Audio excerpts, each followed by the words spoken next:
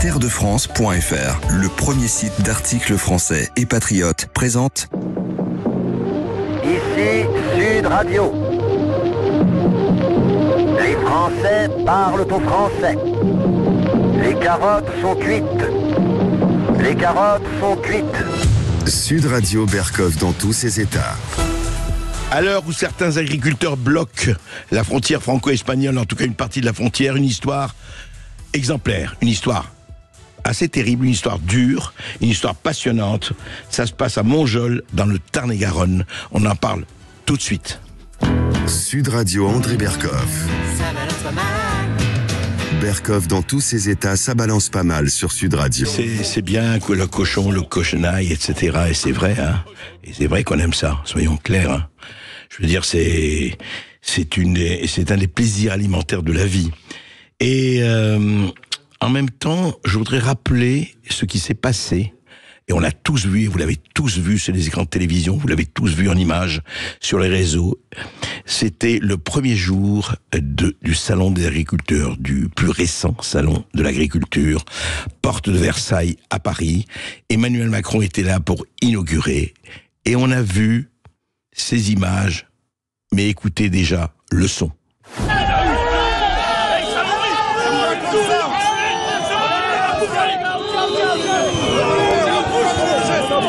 On tape pas, on lève les mains.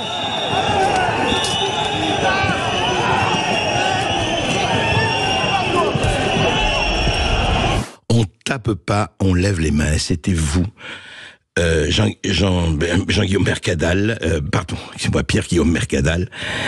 On vous a vu effectivement en train de fendre, vous êtes vraiment très très grande taille, vous verrez en train de fendre le cordon des CRS tranquillement en disant on tape pas, très pacifiquement, on tape pas, on lève les mains.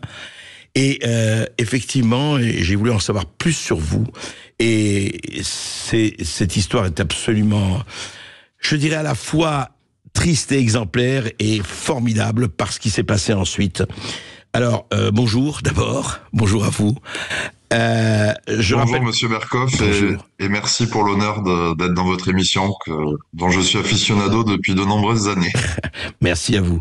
Merci à vous. Alors vous êtes donc éleveur de cochons laineux à Montjols dans le Tarn-et-Garonne, dans le sud-ouest, hein, bien sûr.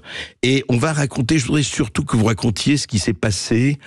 Alors d'abord vous avez eu quelques difficultés, je rappelle comme ça rapidement, quand vous êtes installé en 2017, il y avait un chemin privatisé dont un lord anglais avait effectivement, il avait une très grande bâtisse, on avait pratiquement privatisé ce chemin. Bon, il y a eu des problèmes, mais ça s'est arrangé ensuite. Et il y a eu aussi, et ça a été alors beaucoup plus grave, et je voudrais que vous racontiez, donc vous avez fait un élevage de cochons laineux, c'est bien ça ? Oui, tout à fait. Donc j'ai monté un élevage de cochons laineux, ça fait maintenant bientôt 7 ans. Oui. Et effectivement, je me suis heurté à de très nombreux problèmes. Alors, bon, dans le laps de temps qui m'est imparti sur vos ondes, mais on pourra pas en faire le tour. Pour ceux que cette histoire peut intéresser, ils peuvent nous retrouver aussi bien sur YouTube qu'Instagram. Ça s'appelle La Ferme des Cochons Laineux. Voilà. D'accord. Mais non, mais c'est bien. La Ferme des Cochons Laineux sur Instagram. Oui. Sur YouTube, pardon. Oui. Donc dans l'idée, c'est allé jusqu'à récemment l'empoisonnement de mon cheptel, mais en fait le problème, pour faire très court et concis, c'est que je me heurte au baron de l'Occitanie, un certain Jean-Michel Baillet pour ne pas le citer, mais voilà, je dénonce un certain scandale de corruption pour lequel je ne suis toujours pas poursuivi en diffamation. Qui a été repris un petit peu dans la presse, mais timidement, vu que ce monsieur est le premier patron de presse régionale de France. La Dépêche du Midi, bien sûr. Il est vice-président du syndicat de la presse écrite, qui s'occupe en gros de négocier les subventions pour la presse écrite. Donc il est absolument intouchable. Donc je suis en guerre absolue avec ce monsieur qui me poursuit aujourd'hui pour cyberharcèlement. Donc à titre de comparaison, j'ai parlé de lui dans 5 ou 6 vidéos réponses sur mes réseaux sociaux. Et son journal, La Dépêche du Midi, a fait près de 40 articles sur mon affaire sans jamais se déplacer chez moi ni me demander mon avis. Passons. Ça a été, j'ai vécu de la tentative d'assassinat à l'empoisonnement de mon cheptel, à des vols d'animaux, des dégradations diverses, privation d'électricité et j'en passe.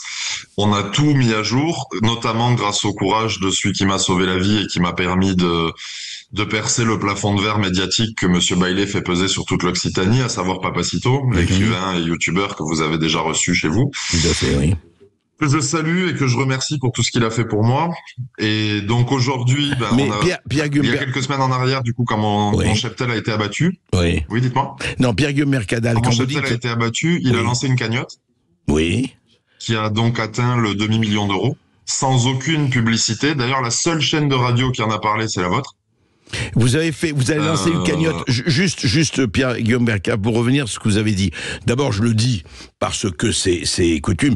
Si la Dépêche du Midi ou Jean-Michel Bailey veulent répondre, écoutez, ils peuvent tout à fait répondre. L'antenne est ouverte. Maintenant, ce que je voudrais savoir, Pierre-Guillaume Mercadal, vous êtes sûr quand vous dites votre cheptel a été empoisonné? Parce qu'il y a eu un cochon malade, si j'ai bien compris, au départ.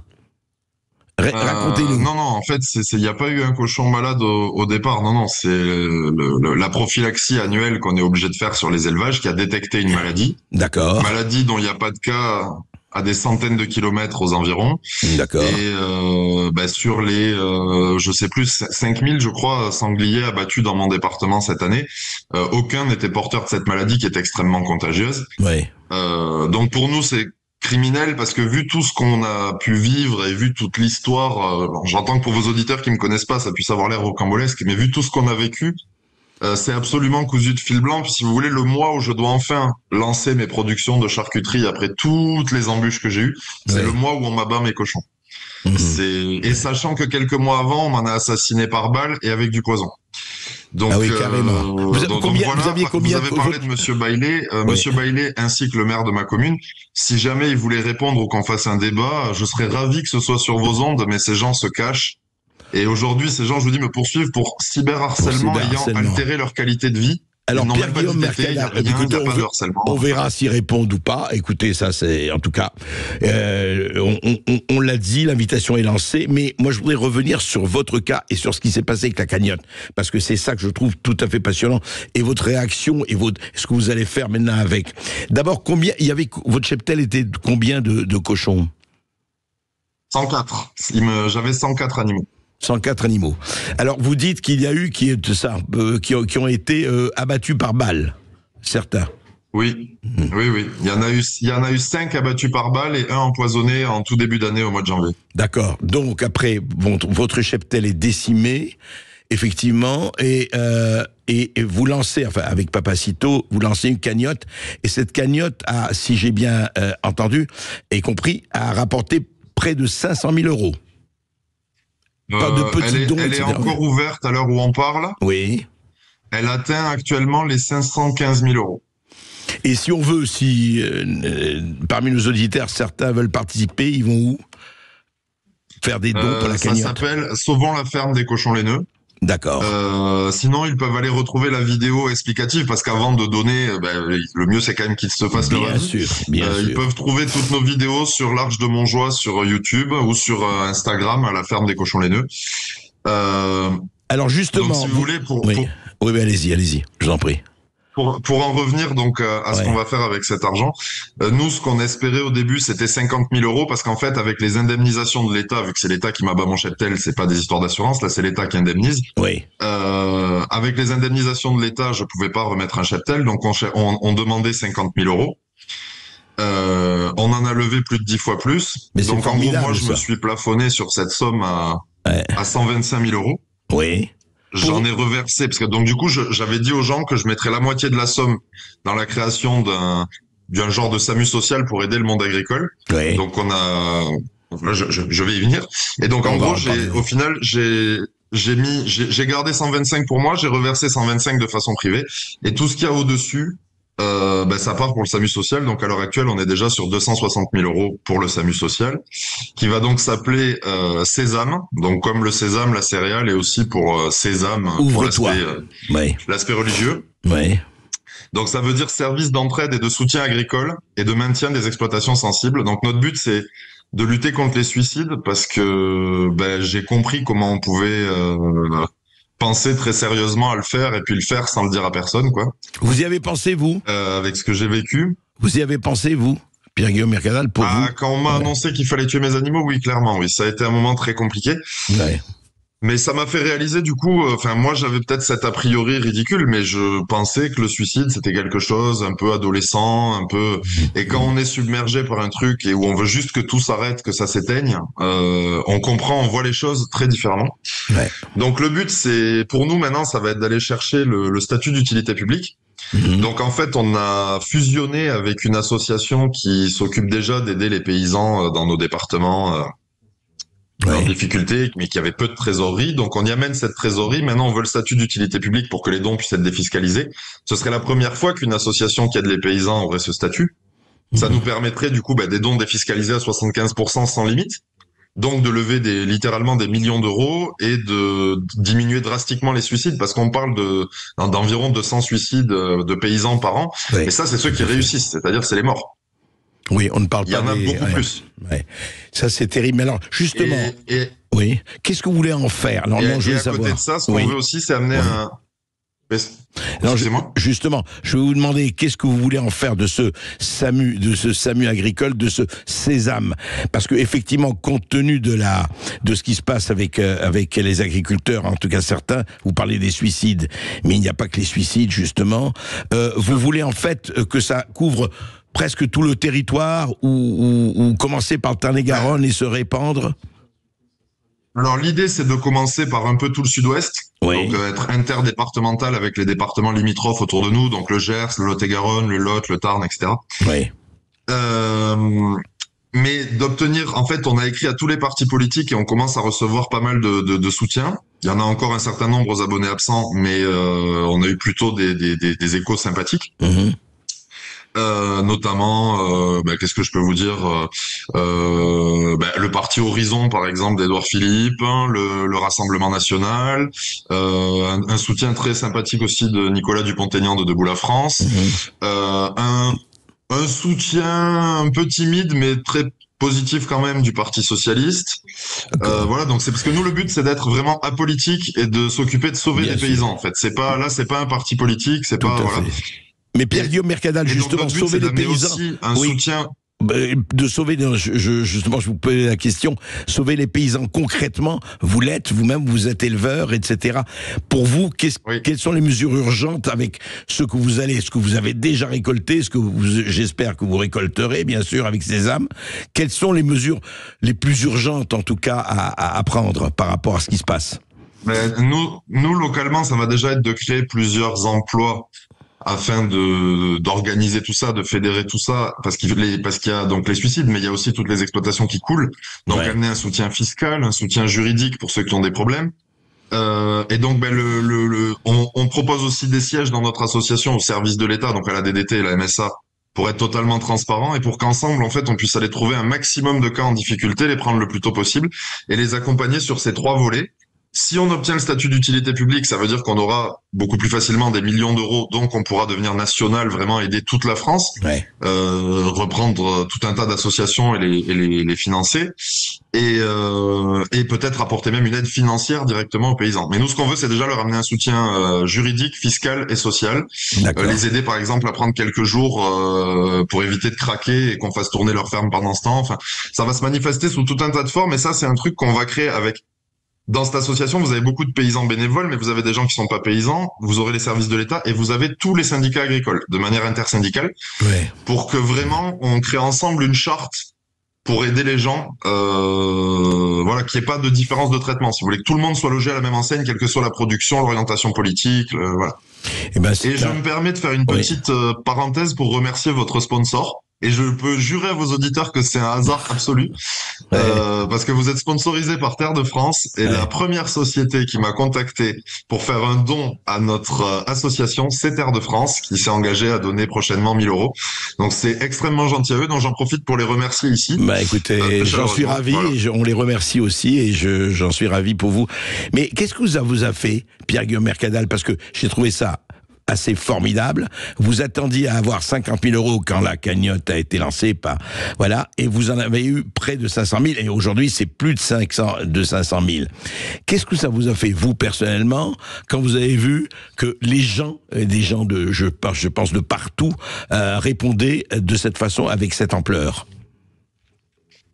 Qu'est-ce que ça nous a fait? Parce qu'alors il y a tout un historique. Il y avait déjà eu il y a 2 ans en arrière une autre cagnotte par rapport à tout ce que je vis, toujours avec Papacito qui a géré ça, etc. Parce que contre Monsieur Bailey, entre les procédures judiciaires et le reste, c'est faramineux. Ça fait déjà extrêmement chaud au cœur. Ça nous dépasse parce qu'en fait, ces gens ont le pouvoir de la presse, de l'argent, etc. Mais en fait, nous, on a le soutien populaire de manière Ouais. c'est même pas soumis au débat, donc ça fait très chaud au cœur. C'est ça qui tient debout. J'ai reçu des dizaines de milliers de messages de soutien. Enfin, il y a presque 30 000 donateurs. Enfin, c'est colossal. Enfin, ça dépasse tout ce qu'on pouvait imaginer. C'est énorme. Ouais. On est un peu moins de 30 000, mais on doit être à 26 ou 27 000.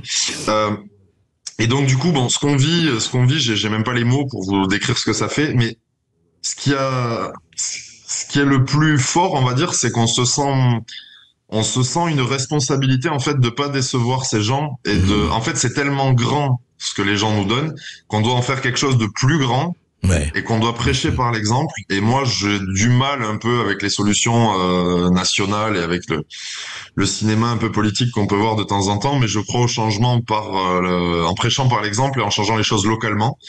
Et donc là voilà, j'estime que c'est à nous de rendre tous les gens qui ont donné fiers, que personne regrette son don, mais que carrément les gens en soient fiers et que on crée un mouvement de départ pour beaucoup de choses, parce qu'on a envie aussi de lancer des projets associatifs, on a envie aussi de financer avec cette association une application et site internet en même temps. Il y a des ingénieurs informaticiens qui se sont proposés pour ça. Pour créer une application qui vous permette en fait d'être géolocalisé, qu'on vous dise où sont autour de vous tous les magasins de producteurs, tous les paysans en vente directe autour de chez vous, pour pouvoir créer directement du lien, que les gens connaissent leurs producteurs, qu'ils achètent moins cher du coup et qu'il n'y ait pas d'intermédiaire. Une vraie mobilisation générale, c'est très important. Vous allez reconstituer quand même votre cheptel, vous allez reprendre... Ah oui, dès ce mois-ci. Dès ce mois-ci. Et il faudra combien de temps pour que on puisse bénéficier de la charcuterie des cochons laineux?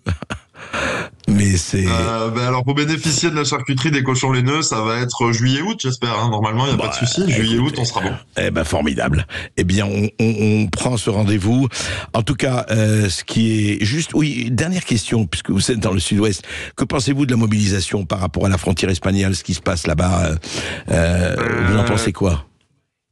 Elle a mon soutien absolu. Je suis moi-même membre de la coordination rurale, donc voilà. Non, cette manifestation a tout mon soutien. Il va y en avoir beaucoup d'autres. Et vous savez, si on n'est pas entendu, là, on joue la survie du monde agricole, on joue la souveraineté alimentaire de la France, parce que personne n'a l'air de réaliser que là, si l'État va au bout de sa nouvelle loi agricole et de ce qui est déjà en place avec les accords de libre-échange, c'est la fin de la souveraineté alimentaire, et après on sera une marionnette qu'on fera danser comme on veut. Donc pour l'avenir du pays, c'est fondamental, et je vous garantis, Monsieur Berkoff, que si rien ne bouge, d'ici la fin de l'année, il va y avoir des choses terribles. Hein. Mais quand je vous dis terrible, c'est terrible. Hein. Il y a des paysans qui sont prêts à aller en prison. Hein. Oui, vous dites c'est terrible. Hein. Il faut voir ce qui se passe sur le terrain. C'est infernal. Vous dites que le feu couve sous la cendre, que rien n'a été réglé après le salon, etc. Voilà. Oui, non, là, le feu couve sous le bidon d'essence, en fait.